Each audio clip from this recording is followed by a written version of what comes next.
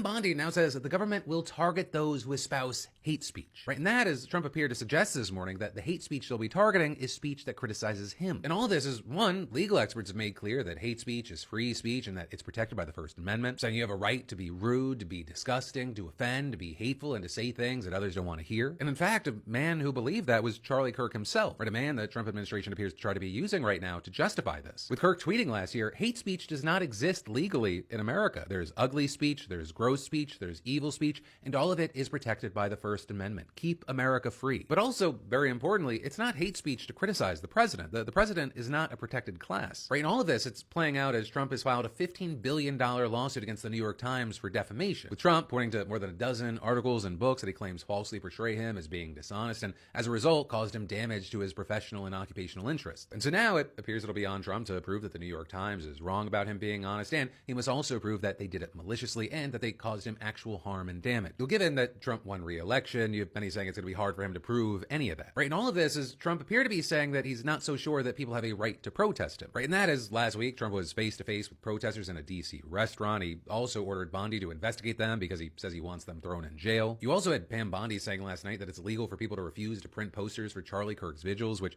appears to not, in fact, be illegal. Or with the Supreme Court ruling time and time again that the government can't compel you to create work that violates your values. And right now, it does seem like Trump and his administration are trying to take away free speech away from people, but they should ultimately fail, right? Because the only way they can win is if you believe them and you cave by self-censoring. Your rights, at least for now, have not changed, so follow to stay in the loop.